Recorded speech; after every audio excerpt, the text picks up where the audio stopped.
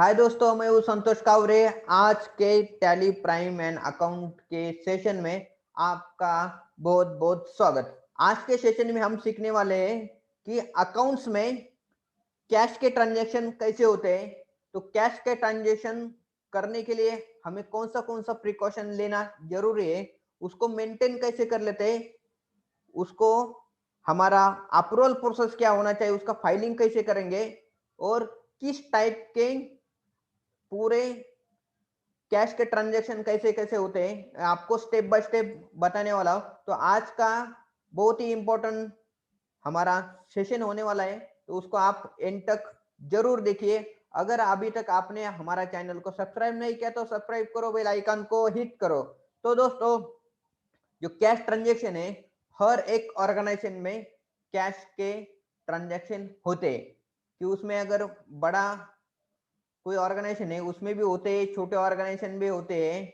तो उस केस में क्या करना पड़ता है हमें एज अ अकाउंटेंट, उनकी रिस्पॉन्सिबिलिटी होती है कि हर रोज का जो भी कैश आपके पास आता है, रिसीट होता है या जब हम पेमेंट करते हैं, तो उसका ट्रांजैक्शन रोज के रोज अपडेट करना बहुत जरूरी है। रोज के रोज क्यों अपडेट करना जरूरी है दोस्तों? बहुत बार क्या होता है कि हमने अगर रोज के रोज अपडेट नहीं किया, उसको उसका वाउचर नहीं बनाया, पेमेंट कर दिया या किसी से पैसे आ गए, हमने उसको अकाउंटिंग नहीं किया, उसको रिसीट का वाउचर नहीं बनाया, तो उस केस में क्या होता है दोस्तों, हम भूल जाते हैं। मगर क्या होता है, अगर भूल गए आप तो फिर आगे जाके फिर रिकॉल करना मुश्किल जाता है क्योंकि रिकॉर्ड नहीं होता। अगर हम बैंक के इंटरेस्ट कर लेते तो बैंक को किसने हमने पेमेंट किया, तो बैंक के स्टेट में हमें रिफ्लेक्ट हो जाता है कि इस बार हमने ये पेमेंट कर दिया है, उसका रिसीट आया है, तो बैंक में वो ट्रांजेक्शन हमें दिखाई देती है। मगर दोस्तों क्या होता है कि कैश के ट्रांजेक्शन में वैसा नहीं होता है। तो कैश के ट्रांजेक्शन है वो सिर्फ इंडिपेंडेंटली हमें एज अकाउंटेंट उसको मैनेज करना पड़ता है। तो उसके लिए सबसे आपको इम्पोर्टेंट क्या करने का है, एज अ अकाउंटेंट आपको जो भी रोज के transaction, day to day transaction होते हैं, रिसीट का होने दो, पेमेंट का होने दो, या कोई बैंक से विड्रॉल किया है या बैंक में कुछ पैसा वो डिपॉजिट किया है या कस्टमर से पैसा आया है हमारे पास, या किसी को हमने एडवांस दिया है, किसी को हमने परचेस के लिए पैसा दिया है, तो वो सब ट्रांजैक्शन है, उस सभी ट्रांजैक्शन के रोज अपडेट होना जरूरी है। तो आप इंश्योर कैसे करेंगे कि रोज के रोज सभी ट्रांजैक्शन अपडेट हुए है या नहीं है? तो उसके लिए आपको क्या करने का है, जो भी आपके कैश ट्रांजैक्शन है डे टू डे होने के बाद, आपको घर जाने के पहले, हमारे जब ऑफिस से छुट्टी होता है, वो छुट्टी होने के पहले आपका कैश का बैलेंस एंड आपका फिजिकल कैश है वो मैच कराने का है। तभी आपका जो कैश ट्रांजैक्शन हुए वो आपके करेक्ट हुए या नहीं हुए, उसमें से कुछ स्किप हो गए हैं तो आपको यहाँ पे पता चलेगा।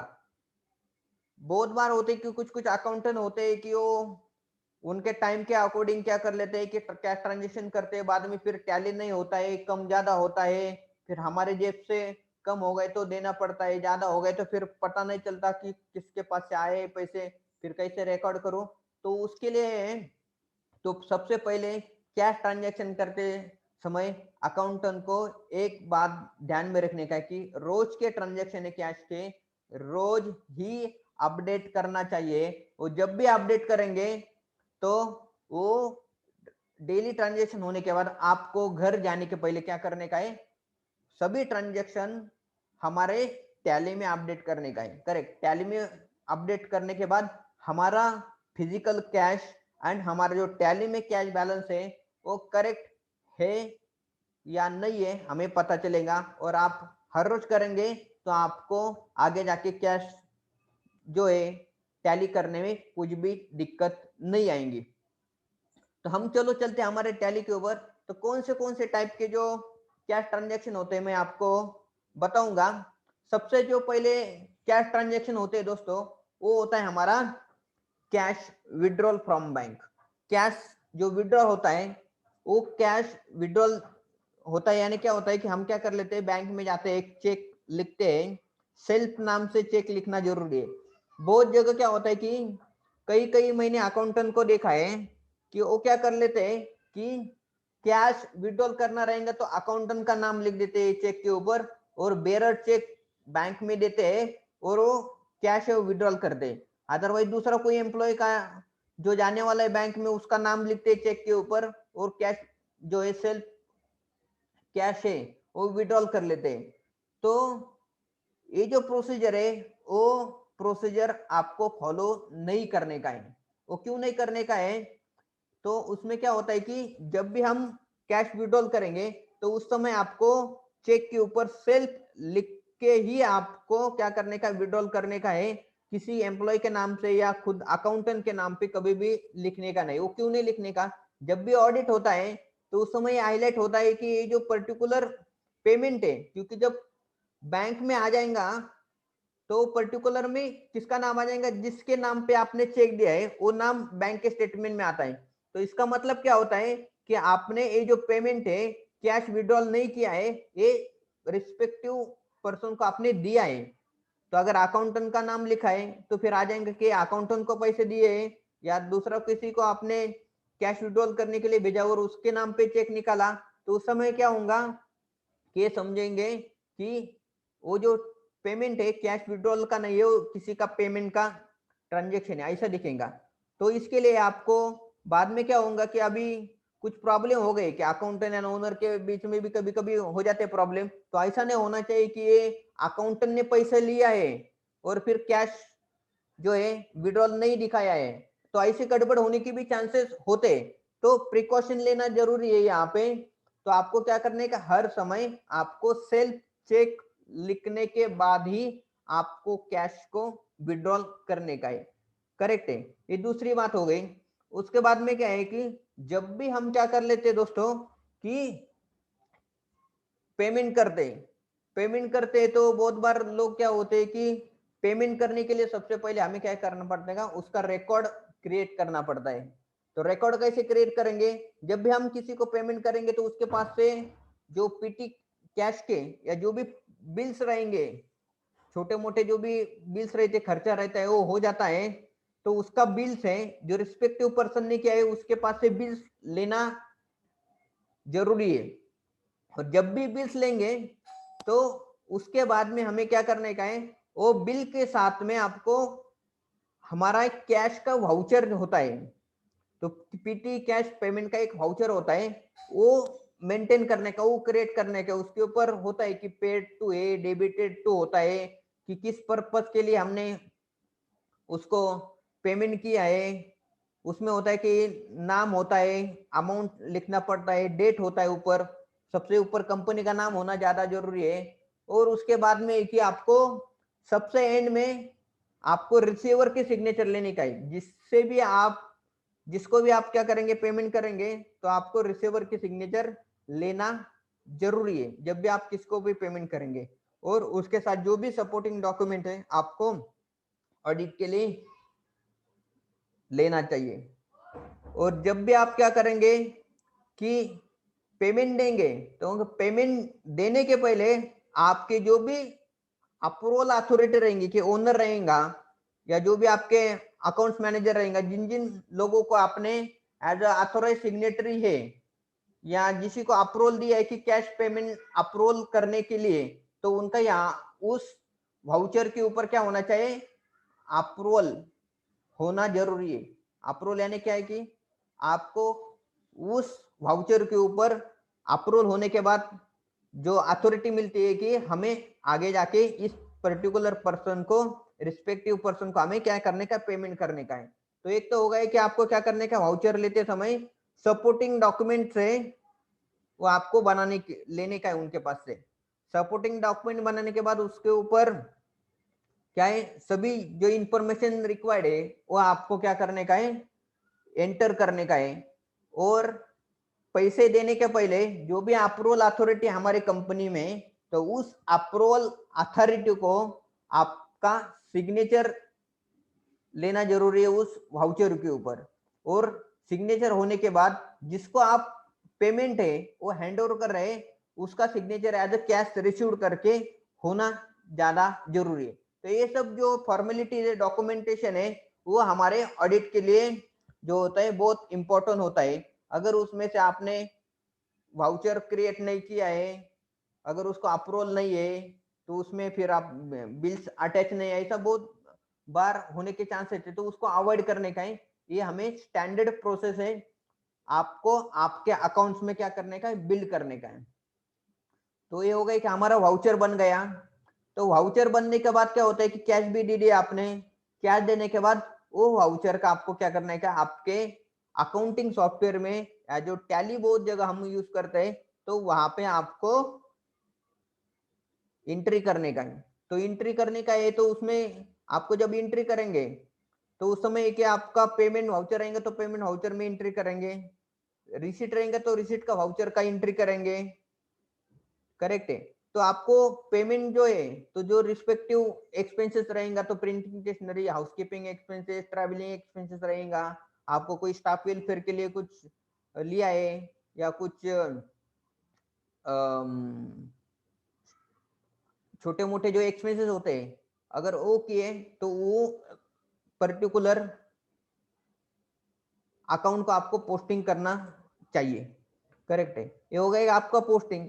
और जब भी आपके पास, ये तो हो गया हमारा क्या, हमारा पेमेंट का प्रोसेस।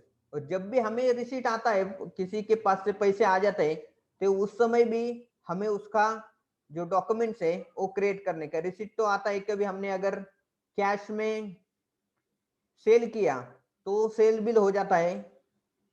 अगर किसी ने हमें ओल्ड पेमेंट दे दिया तो उसको क्या करने का, उसका रिसीट बुक रहता है, उसको रिसीट देना पड़ता है।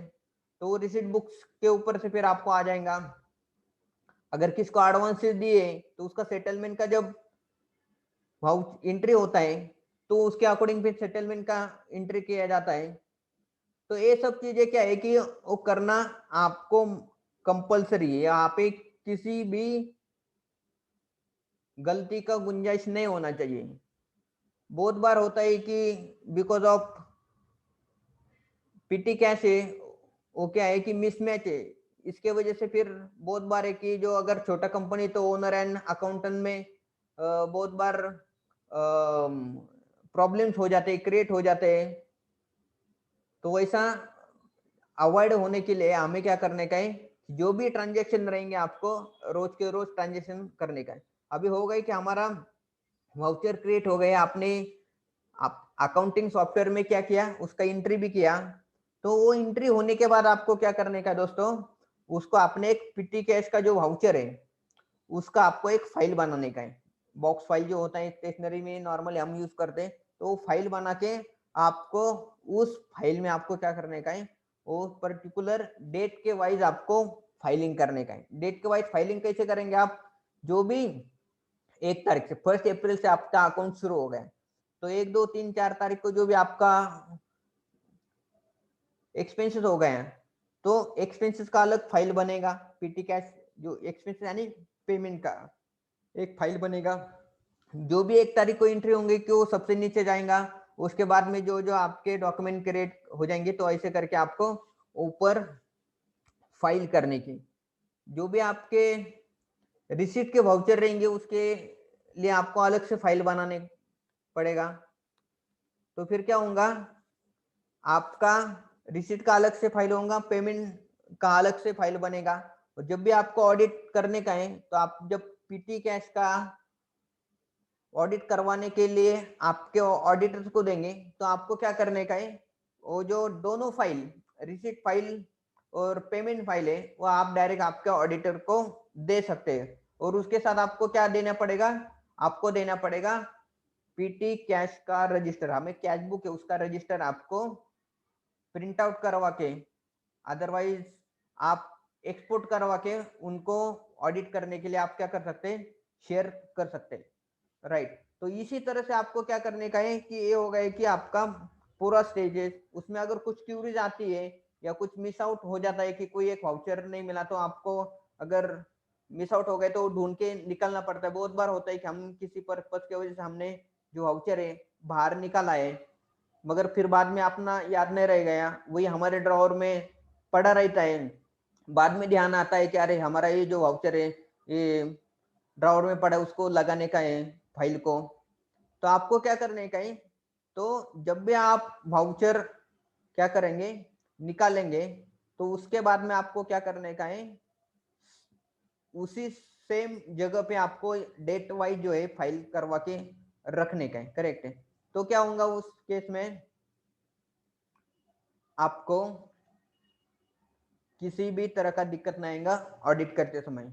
और एक बार ऑडिट हो गया तो उसके बाद में आपको करने का है कि आपको हर क्वार्टरली, हर 6 के महीने के बाद, या आपको आपके 31 मार्च को या 1 अप्रैल के बिफोर स्टार्टिंग कैश ट्रांजेक्शंस, आपको क्या करना है, उसका फिजिकल वेरिफिकेशन का ऑडिट करवाने का है। तो वहां पे पता चलता है कि ठीक है, ऑडिट जो है कि आपको क्या है कि मे बी इंटरनल भी कर सकते हैं, या ऑडिटर को भी आप पीटी कैश का आप वेरिफिकेशन करने के लिए आप बुला सकते हैं।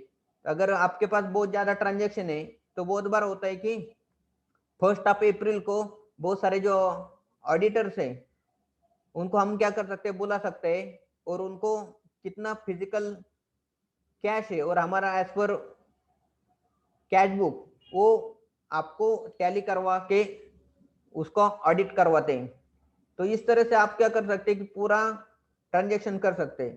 तो हमने क्या क्या देखा, सबसे पहले देखा हमने कि आपका कौन से टाइप के वाउचर होते हैं, पेमेंट वाउचर होता है कि रिसीट वाउचर होता है। उसके बाद में हमने देखा कि उसको वाउचर कैसे मेंटेन कर किया जाता है। करेक्ट है, उसको क्या क्या प्रोसीजर होना चाहिए, सिग्नेचर होना चाहिए, अप्रूवल का सिग्नेचर होना चाहिए, डेबिटेड किसको किया है। उसके बाद में हमने देखा कि अकाउंटिंग करने का उसको हमारे सॉफ्टवेयर में, टैली में। और वो होने के बाद में आपको क्या करने का है, डे टू डे बेसिस पे उसको चेक करने का है, जो भी आपके क्लोजिंग बैलेंस है उसके साथ। उसके बाद में हमने देखा दोस्तों कि आपका ऑडिट करवाने का है, फाइलिंग करवाने का है उसको। करेक्ट है। तो इसी तरह से जो आप स्टेप बाय स्टेप सभी चीजें जब करते हैं तो उस समय आपको पूरा कैश का ट्रांजेक्शन है कंप्लीट हो जाएगा। करेक्ट है दोस्तों।